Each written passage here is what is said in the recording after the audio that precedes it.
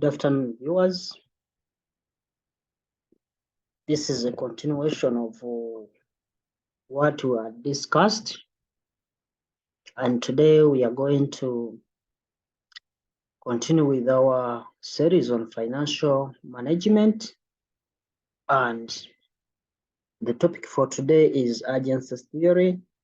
We want to look at how this can be examined, and if it has been examined, how do we actually approach it, because it's something that happened even in the previous sitting.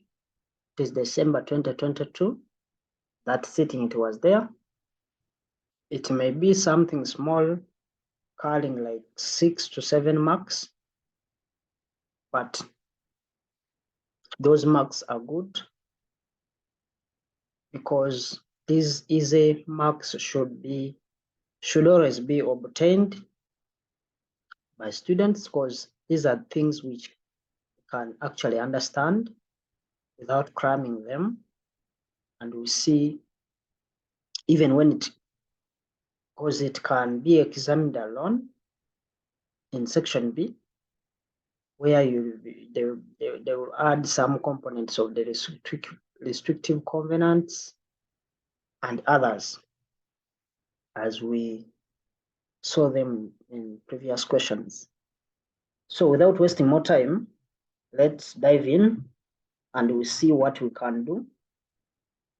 But we want to understand, before we try to look at what it is, we want to first know how it come about and what makes it to be relevant as far as financial management is concerned. Firstly, once a company is formed, because we have different businesses and have sole proprietor, partnership, and companies or corporations.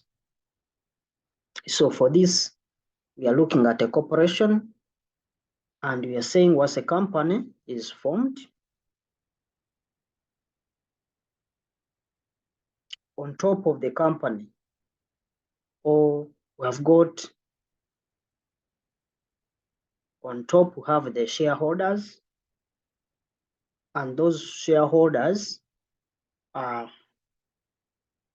followed by the board of directors. And those board of directors, they are then followed by the managing director, and finally the employees. So basically, that's how the organizational hierarchy of a private company should look like. We have the shareholders.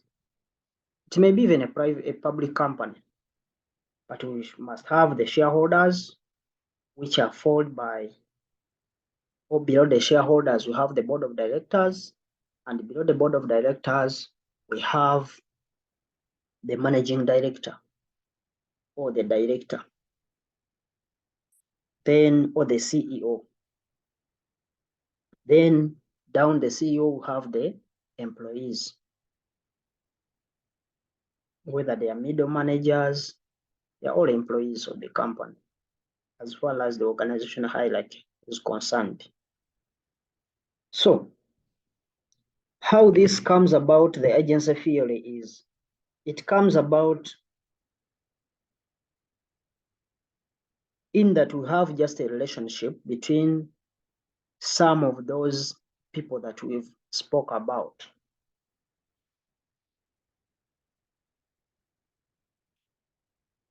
And when the company is formed, and those people, they are there, we have to look at who is going to be the principal and who is going to be the agent. as far as the agency theory is concerned. In that, we try to look at the relationship between the principal and the agent.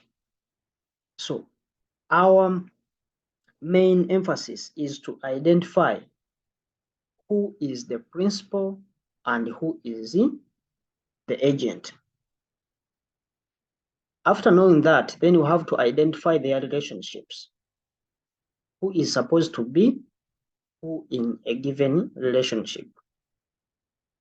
Then the last component will be looking at the conflict of interest. Or what happens if at all their relationship goes wrong?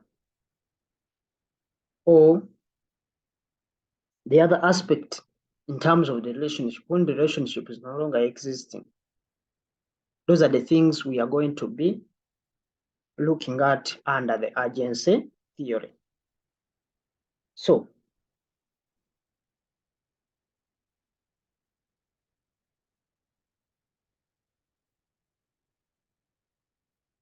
let's try to look at how the agency theory is formed.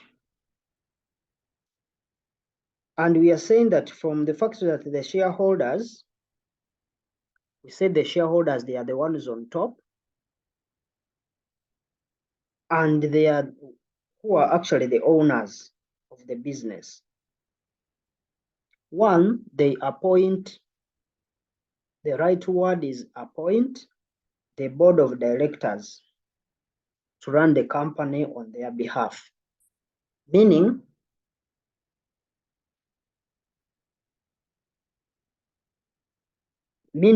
now this board of directors, they are going to be agents of the shareholders.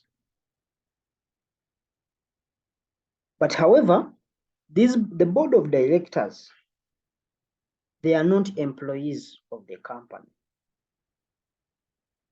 Hence, they are not going to be in the operation or day-to-day operations of the business. However much they were appointed by the directors, they are not going to be part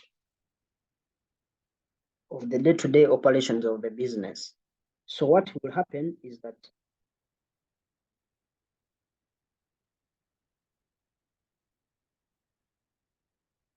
this board of directors, they are going to employ, or they will also appoint the managing director. And those managing director or the CEO will be the person to run the company on their behalf. But at the end of the day, the CEO is not the one who is actually going to eventually work alone.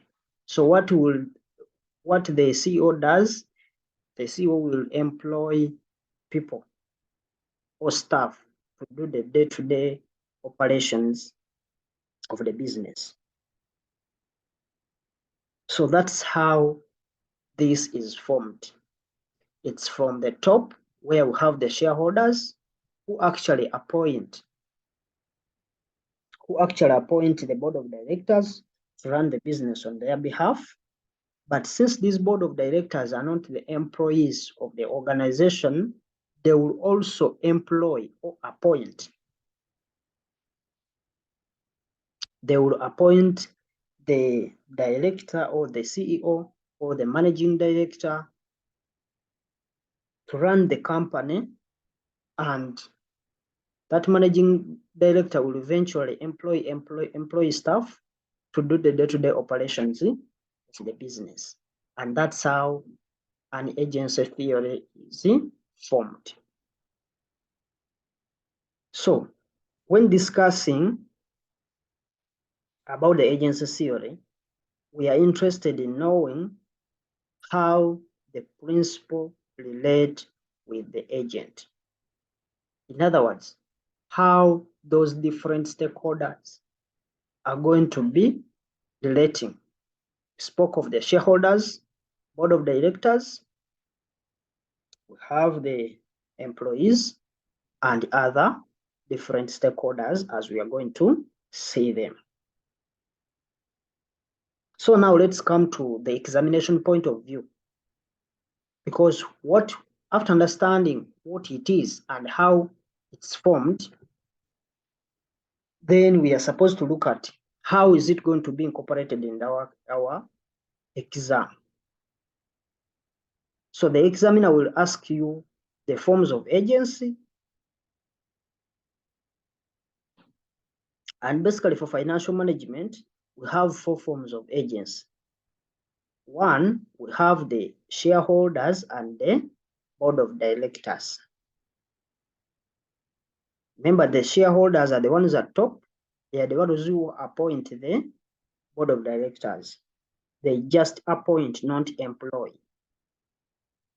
The reason why we don't say they employ is because board of directors, they are not employees of the organization. Then the second item, we have the shareholders and the creditors. Creditors, those are the ones who are providing credit services. They could be credit supply, they could be loans to the organization. Then we have also the shareholders and the government. Then finally, we can look at the director and those are the board of directors and the employees. Remember, we said the board of directors, they are not employees of the organization, meaning starting from the CEO down to the last cleaner, all those are employees. So we are going to combine the board of directors and the employees as one item. We said we have shareholders and board of directors. 2, we have board of directors and the employees. 3, we have the shareholders and the creditors. Then finally, we shall look at the shareholders and the government. But mainly, we have the other 3. But this 4th one comes in as a result of maybe at the end of the day, the company is going to be located somewhere. So we have also to look at the state where the company is located. So this agency relationship, at the end of the day, it brings some conflict of interest. Whereby, when I'm talking about the shareholders and the board of directors, you find the person has employed, maybe has appointed or employed one to do certain activities on behalf of the other, but there are things that that person that has been employed or the agent is going to be doing that is going to affect how the organization is going to be run. So we have to look at the causes. What are some of the causes of interest, conflict of interest, and how we can be able to solve some of them? And that's basically what will be the scope of the agency theory as far as financial management is concerned. We said we are going to look at the forms of the agency theory that exist within an organization. Secondly, we look at the causes of conflict of interest that may arise. And thirdly, we look at how we can mitigate some of those conflict of interest. And that's basically what will be required from any student that will be sitting for a financial management paper. So basically, that's what we look at. But in most cases, for the examination purposes, you find that they give you the things they first give you a case. They may give you a case. Some questions you find that they have given you a case and they are telling you, basing on the scenario, you give out the different agency theories or agency relationship that exist within that organization that has been given up in the scenario. So basically, let's try to look at how we can analyze these different forms of agency relationship, and we see what causes the conflict of interest. Then finally, we see how we can be able to mitigate some of the agency conflicts that may arise. So the first one, we said we have agency relationship between the shareholders and the board of directors. For financial management, they call them directors, but let's try to be specific. We call them board of directors, and we'll be able to understand more. We are saying the analysis is simple, or the explanation is very simple. The examiner just needs to know who is the principal, who is the agent, and what do they do, and that's all. For you to be able to get all the marks. We are saying that the shareholders,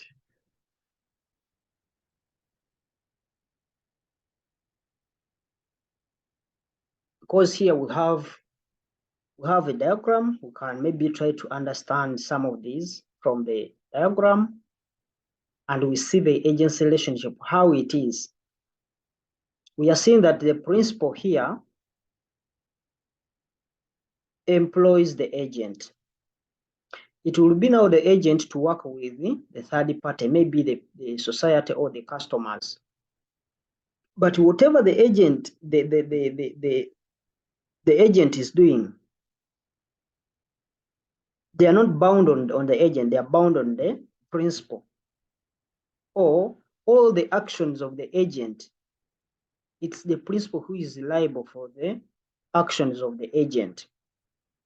Meaning, if I'm doing trading, if the agent is doing trading to maybe to the third party or the customers, at the end of the day, when they get some misunderstanding, it's the principal to step in, because what this agent is doing is actually representing the principal. So what affects the agent is actually affecting the principal, because we are saying that it is the principal who employs the agent, and it's the agent who is performing the activities with the third party. But the liability of the actions of the agent are on the principal. So we've talked of the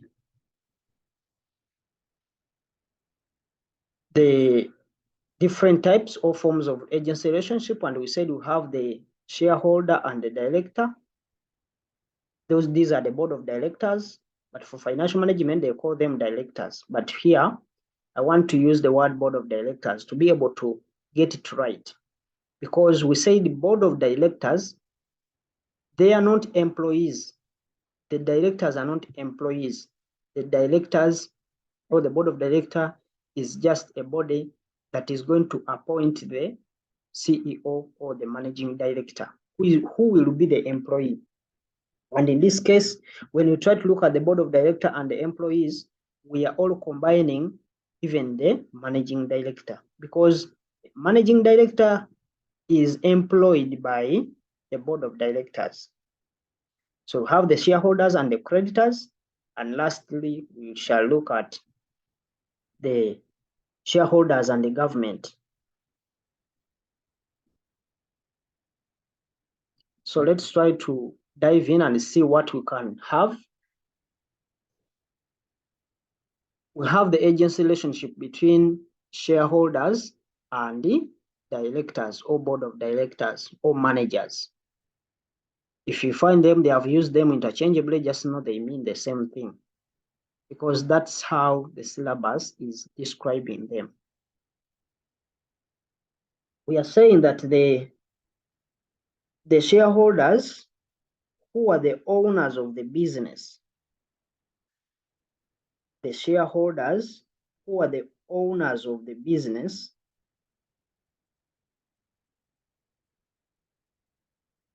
are the principal. who appoints the board of directors as their agents to run the business on their behalf. And that's basically what we want from you as far as describing agency relationship between shareholders and board of directors or managers.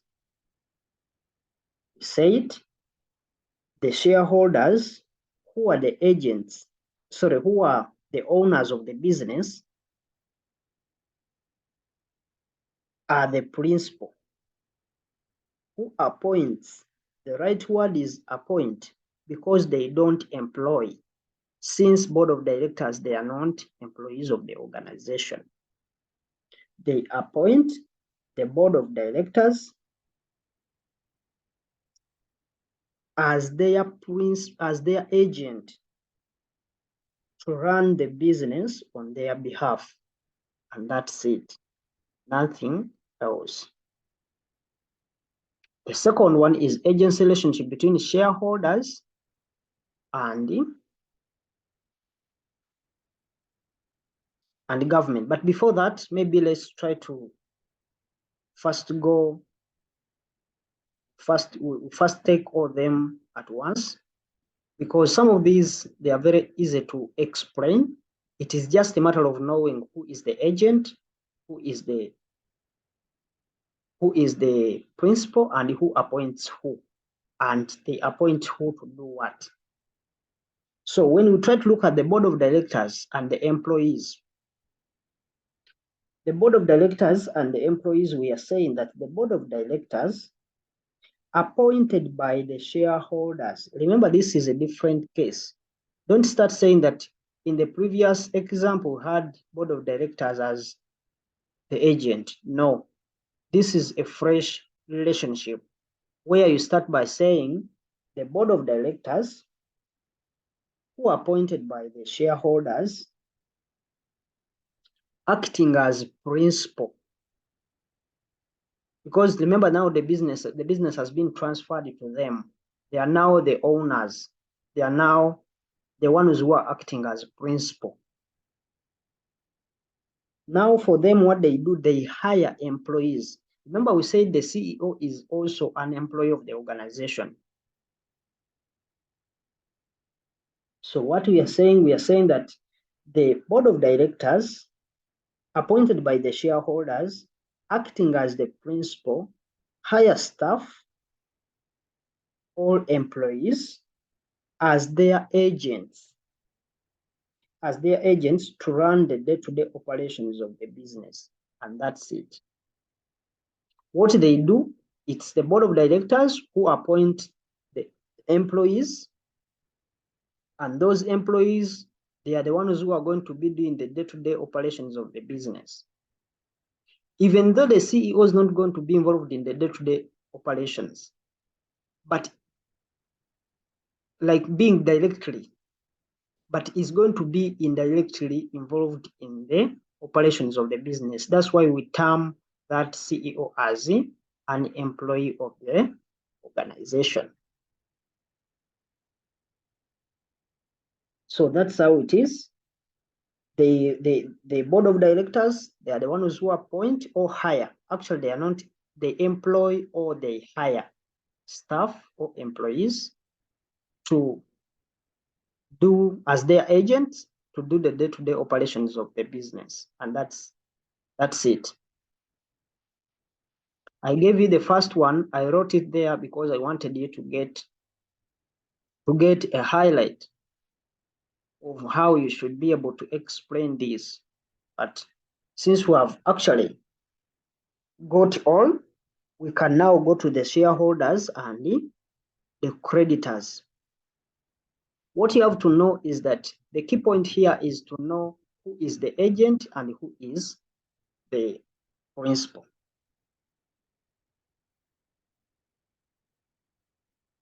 But before we explain the creditors, because creditors have some additional information which I want you to be keen about, let's first try to understand the agency relationship between shareholders and the government, because for it is very direct.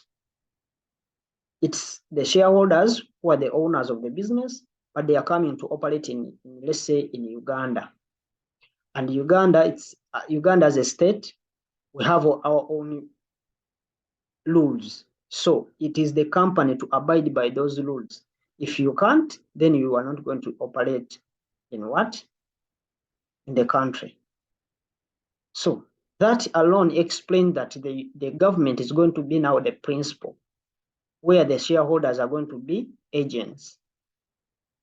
Hope you can be able to pick that, even if we don't go through into the deeper analysis of what it is and how it is.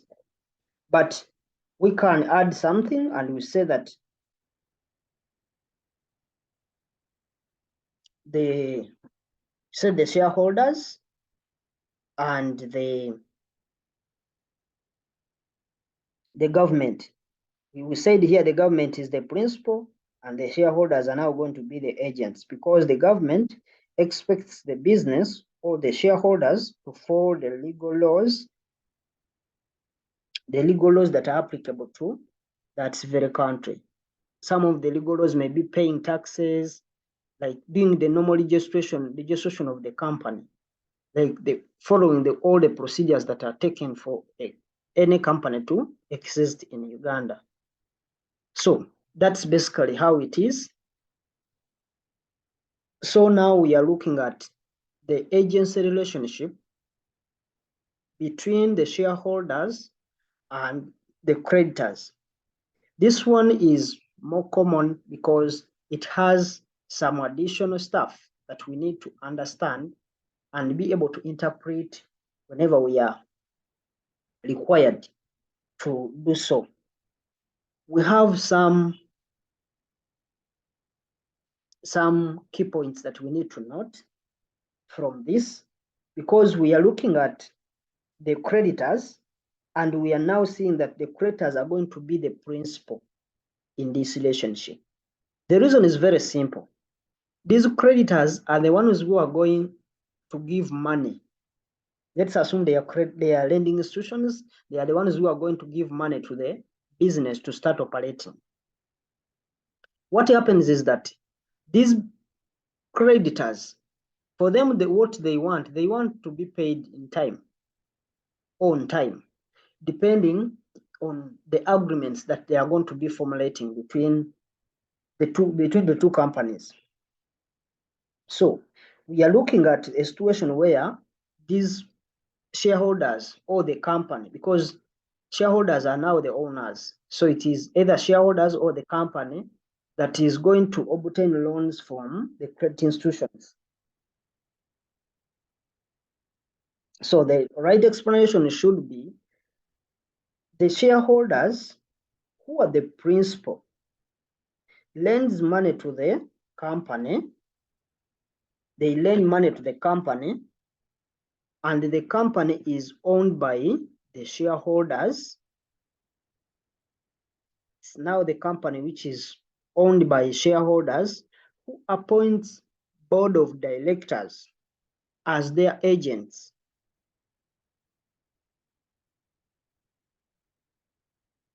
Who appoints board of directors as their agents to do the work on their behalf. Meaning, this board of directors, actually, the shareholders, for them, they don't even know the CEO. They may know them, but as agency law is concerned, they actually don't know them, because they don't actually supposed even to know. So for them, they only know the board of directors. So that's how it is. And we are saying that since these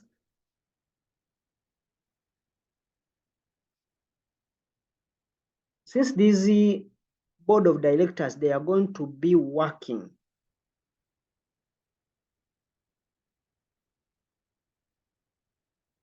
with these creditors. And remember, these creditors, they are not creditors of the board of directors. They are creditors of the shareholders, because these creditors, they lend money to the company. meaning the creditors, they only know the shareholders.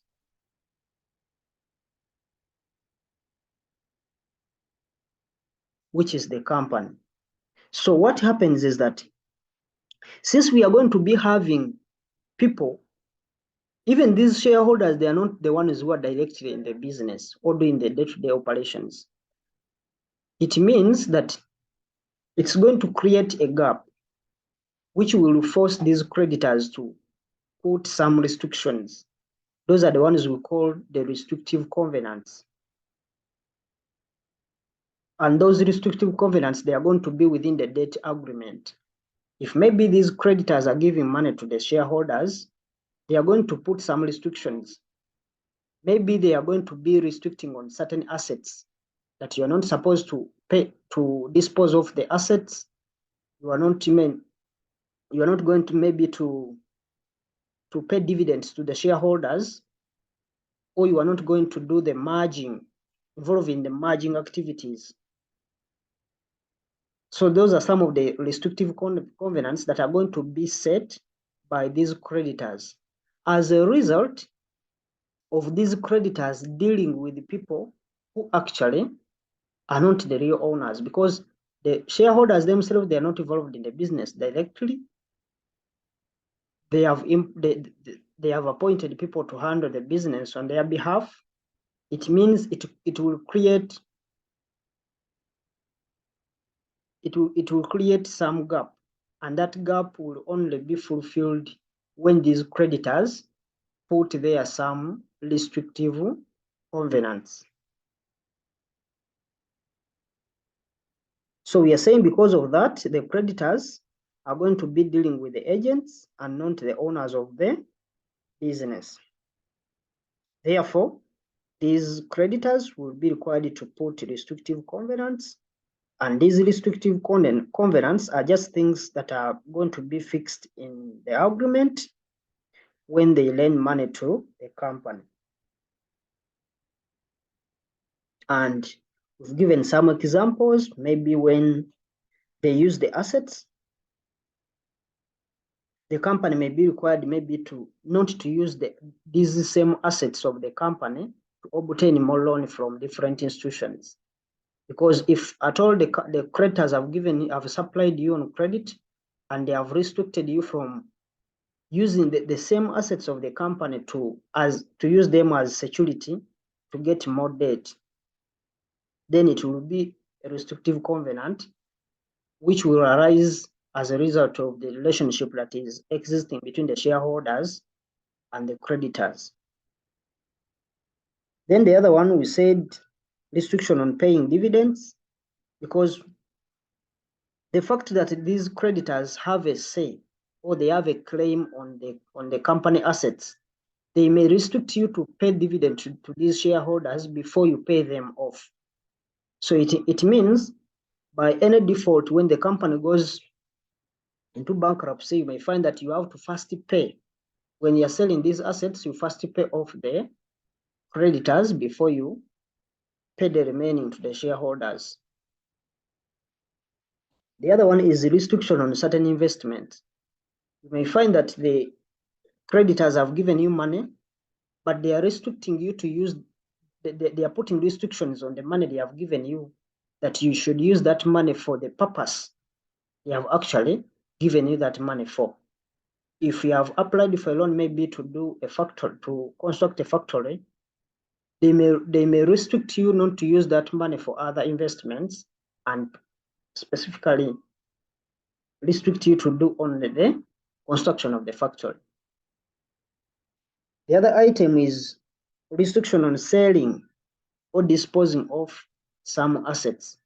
The company may say maybe these assets they are now outdated, but you find that since they have obtained loans from creditors, they can't actually sell them off because there is a restriction within the agreement between them and the shareholder, the creditors, that you shouldn't sell the assets before you pay off their own debt. And what you have to understand from this is that these restrictive covenants, their role is just to to make sure that the creditor's interest is saved. Because if they don't put those ones and you keep selling off all the assets, you may end up not paying them. So even if you have not actually given out these assets to them as security, they may put those restrictive covenants so that you don't actually sell them out. Because if you sell them and you don't actually pay them, they may come to receive their money when they can't even do anything. Then the other restriction may be on mergers and even buyouts. The organization may say, maybe we are going to merge with a certain company. Maybe we merge for maybe to enjoy the economies of large scale. But you find that these creditors, they are not willing to let you do that because they have given you their money. And if you do that, you'll be interrupting with their agreement, because when you're picking the money, you pick in the names of the company. So when you do the merging, it's like the other company is going to cease and a new company is going to be formed. So for the legal, for easy claiming of their money, they may restrict you from merging. Those are the possible restrictive covenants that these creditors may put to the shareholders of the business as far as their relationship is concerned. But the last bit, as far as the agency theory is concerned, is the conflict of interest. And the conflict of interest that always happens is between the board of directors and their shareholders. Remember, we said the board of directors, they are not going to be the employees. For them, they are the ones who are appointed by the shareholders. They are not employees of the company. Meaning, and it's this board of directors who actually appoint the CEO, and it will be the managing director or the CEO who is going to be reporting to them.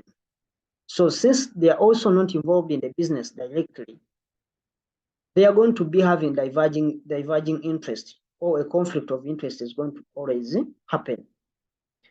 In other words, you may find that some of these people, they may want maybe to receive more salaries and allowances. It can happen that the board of directors themselves, they want to receive more money than paying more dividend to the shareholders. You may find that this board of directors, since they are going to be there on different contracts, they may say, we are going to be looking at a scenario where we are investing in short-term projects that are going to be facilitating our contracts. You see, someone is there for maybe for 5 years. So instead of making a long-term investment, maybe for 10 years, which will keep on generating cash flows to the organization, the person decides to invest in a project of 5 years' time, because they are looking at maximizing. Because if a person is to invest in a project of 10 years, yet the contract, his or her contract is for 5 years, you may find that the other 5 years the company is going to be benefiting, but for him is not benefiting. So it is going to bring a conflict of interest, in that they will only prefer to do short-term investments than doing the long-term investment, because they want to secure their jobs. The other item we may look at may be risk, the risk portfolios.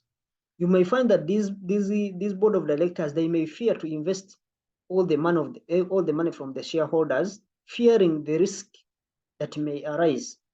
So they end up putting the money in these small projects that are having less risks.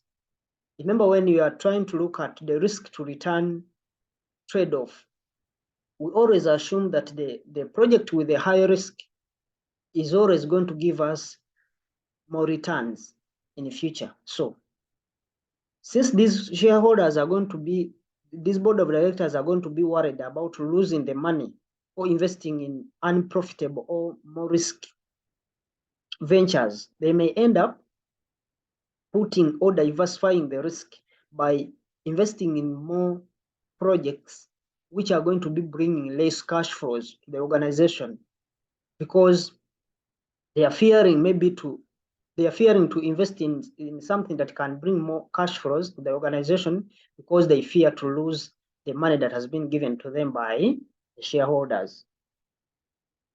The other item is motivation problem.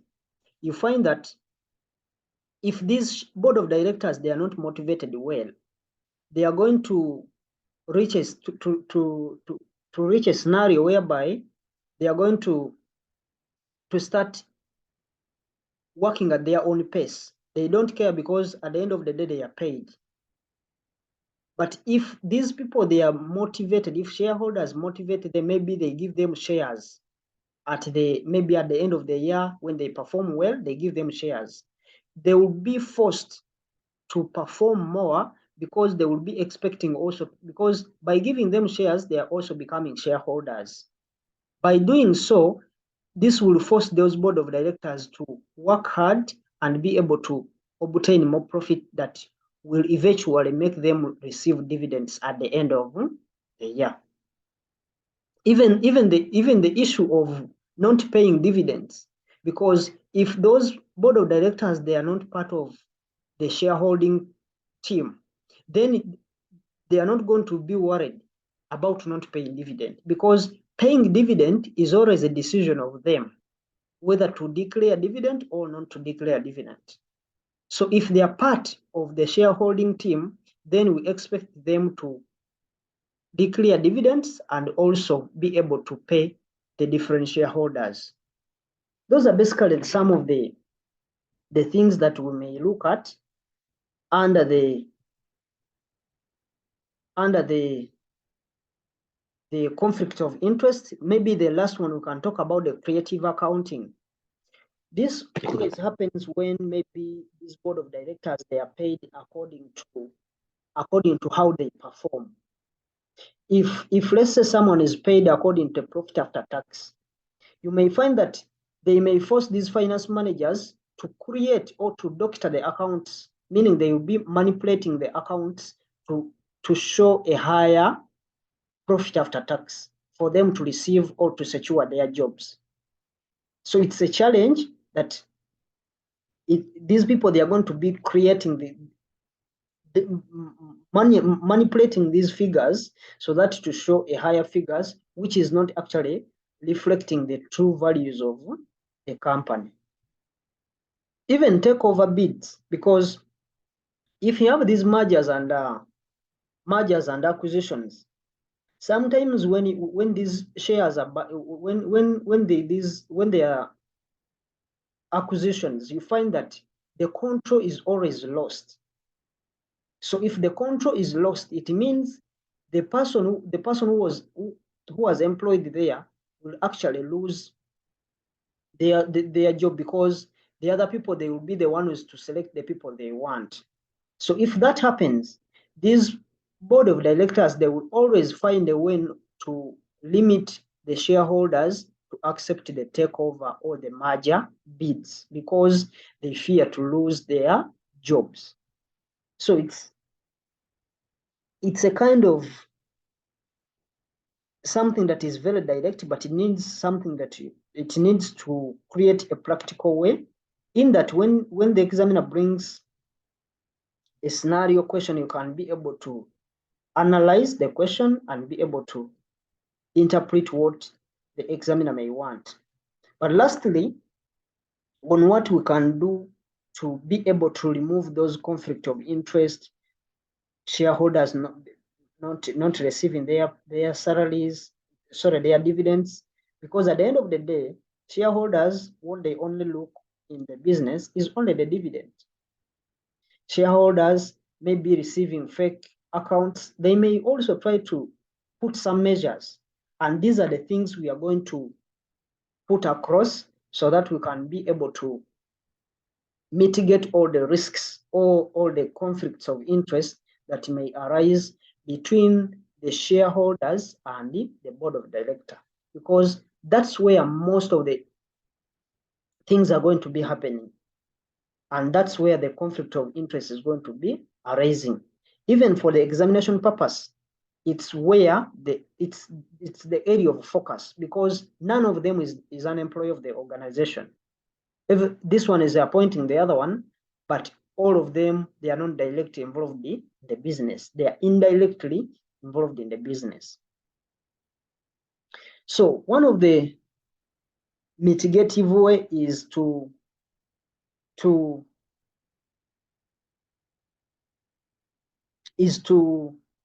make sure that these shareholders are going to be receiving packages, good remunerations, and most of the time it is profit based. You make the salary based on the profits, meaning if you are making the profit based salaries and bonuses, it means these board of directors, they are going to work and make sure that the profit after tax is going to be very good. Then the other thing, you may add on them to start maybe receiving shares, because at the end of the day, even if you do the creative accounting to make sure that the profit after tax is high, at the end of the day, we shall say, okay, if you have made this high profit after tax, then distribute that to us, because you will also be a shareholders. At the end of the day, you will be limiting the problem of creative accounting, and at the same time, you will be removing the salary issue and allowances that will be more, because the more these directors pay salaries to them and more allowances, is the more we are going to be having a less profit after tax, because we shall use that salary and allowance, we deduct it from our gross profit, which will give us a less profit after tax. So to mitigate that, we always make sure that at least we pay these guys basing on the profit based, meaning we base on the profit you have made to pay you the salary, and we give you some bonuses, and part of the bonuses we should also give you shares as part of the bonuses, so that you can be able to receive the bonus, in that you will not be tempted not to pay dividends, because if you don't pay, even you, it means you are not going to be receiving money. Then the other way to mitigate the conflict of interest is threat to fire them, because if you keep threatening to fire some of the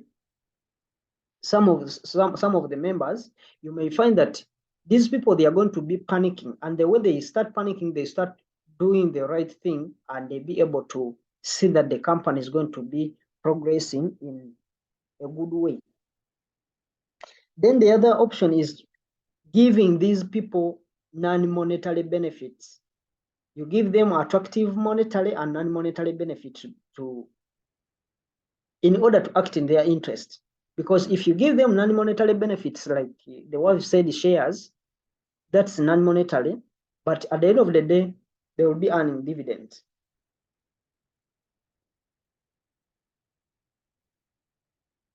Then the other thing is to look at you do the internal control system. You put a monitoring internal control system. You can use, they may be in terms of management audits. You audit their operations. When you do that, it means you are going to be incurring more costs of hiring these management accountants, or the auditing, the auditors who are going to be coming in to review what has been done within the organization, and how best is it portraying the true and fair value of the company statements. Then when you do that, of course, you can be able to see how, or you can be able to evaluate their performance based on what they have presented to you. So the other thing is maybe a threat to take over.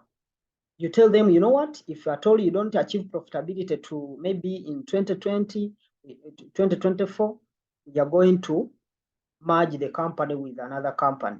So at the end of the day, by telling them that, you are already threatening them to lose their, because if there is merging, it means job security is not there, meaning they will also lose their job. So they will fight tooth and nail to be able to make more profits so that the organization can be expanding.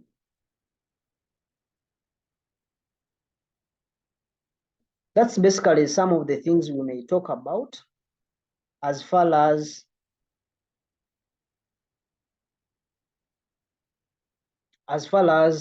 mitigating the conflict of interest. Maybe the last part may be the direct intervention. You intervene by those shareholders. They come in and they start looking at what exactly is being done within the organization, instead of just looking at the agents doing the work on their behalf. They come in and they see what is actually happening on the ground. And that's basically what we can talk about for today. And more is coming as we progress, because we want to be able to understand and be able to help ourselves pass these CPA exams, and we'll be able to improve our understanding. So my humble request is for you guys to subscribe, share these videos, be able to comment and put all your suggestions in the comment section, so that we can be able to see what we can do to be able to improve ourselves as accountants, and see how we can score highly in these examinations and all that. It's the end of the video. Until we meet again in another video. Thank you.